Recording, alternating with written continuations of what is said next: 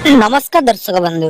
तो सुभद्रा योजनार जो चतुर्थ किस्ती आपण मानक आउ मासे पर अर्थात मार्च 8 तारिख दिन मिलवाई जाऊँगी। तो मार्च 8 तारिख में जो मैंने सुभद्रा योजनार टंका पाइबे से मन में गोटे बहुत बड़ कन्फ्यूजन बर्तमान आसूची जे आपण मानक पाखरे जदि एसबीआई बा स्टेट बैंक ऑफ इंडिया रो अकाउंट अच्छी ताले आपण मानक मोबाइल को एसबीआई बैंक तरफ गोटे जाकि मेसेज आसुबो जे जदि आपण माने सुभद्रा योजनार टंका पाइबा पई चाहुचंती ताले आपण मानकु सीबीडीसी वॉलेट ओपन करिया पई पड़िबो।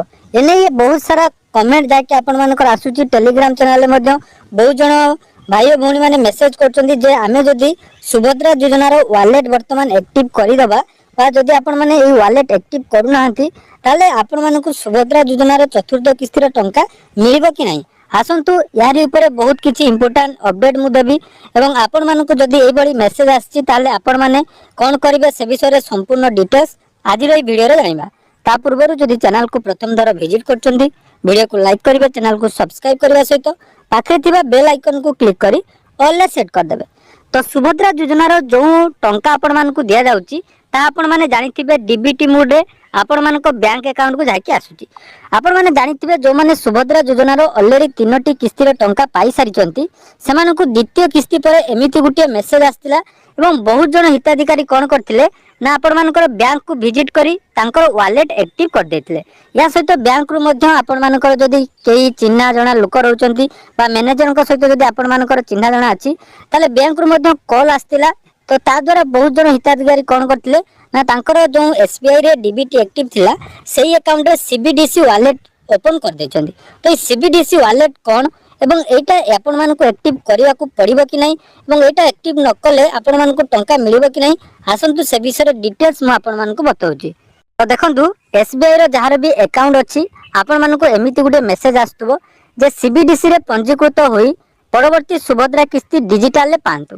अर्थात एठी आपण मानकर जो मेसेज टी आसी एटा सरकारी स्तर रो अपडेट नुए बा सुभद्रा योजनार पोर्टाल रो आपण मानकु ए मेसेज टी आसी नै।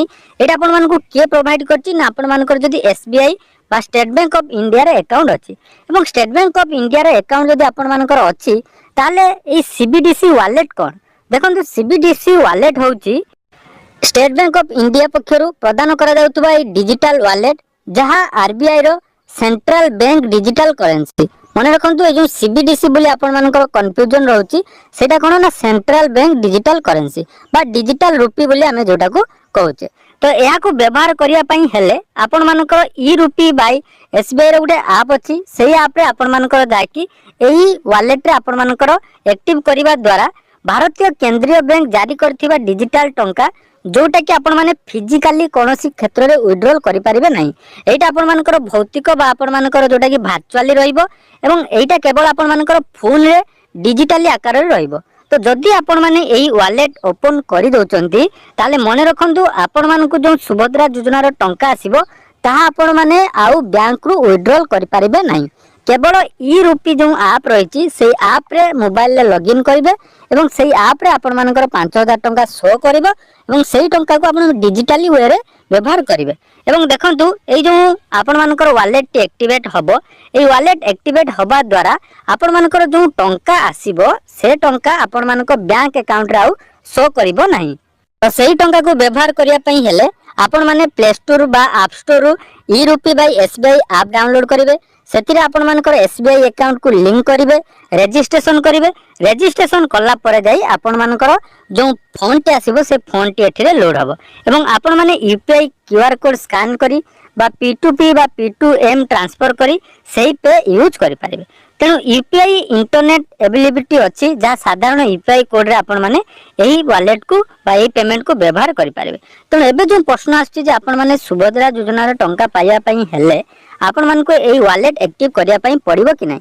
देखंतु ए वॉलेट एक्टिव करिवार कोनोसी भी आवश्यकता नाही कारण वॉलेट पेमेंट बहुत जण हिताधिकारींकर हेइतिला जो माने द्वितीय एवं तृतीय किस्ती रे वॉलेट को पेमेंट जाइछि एवं वर्तमान सुधा से टंका से माने सठी भाबे विड्रॉल करि पारि नाहंती।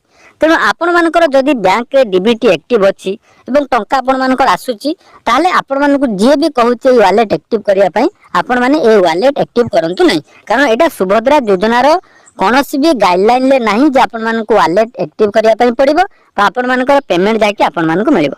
तेणु एही पेमेंट आपण माने ऑफलाइन ले जदि व्यवहार करि पारिबे नाही ताले यार ऑनलाइन लो आवश्यकता किछि नाही। आपण माने एही वालेट करंतु नाही। जदि भी आपण मानकर मेसेज आछि बा आपण मानक बैंक रे कहउचंती ताले आपण माने ताको इग्नोर करंतु। कारण देखंतु साधारण जो 5000 टंका टे मिलुची गुडे हिताधिकारी को से 5000 टंका विड्रॉल करी से कोनोसी गुडे काम रे यूज करि पारिबो किंतु डिजिटली सेटा समस्त को ए विषय रे जणा नाही। तेणु जो माने वीडियो देखुचंती सेमानकु मोर रिक्वेस्ट आपण मानकर जदि डिजिटली करेन्सी ऊपर नॉलेज नाही बा आपण माने जानि नांती ताले एही वालेट आपण माने एक्टिव करंतु नाही। एवं एही वीडियोटी आपण मानकर समस्त जो माने सुभद्रा योजना रे टंका पाइचंती बा आगो को पाइबे सेमानक सहित शेयर करंतु जहा द्वारा कि सेमाने मध्य जानि जिवे जे ए जो मेसेज टी आछी ए मेसेज केवल एसबीआई बैंक बा स्टेट बैंक ऑफ इंडिया तरफ प्रोवाइड करा जाउची। तेणु एही प्रोटोकॉल आपण मानको मानिया पई पड़िबो नै। तेणु आशा करूची वीडियोटी आपण मानको निहाती भल लागिथिबो। तो जदि वीडियोटी भल लागिची चैनल को सब्सक्राइब करबे एवं आपण मानकर एसबीआई रो एही मेसेज आसीची कि नै कमेंट सेक्शन रे जणाइबे। धन्यवाद।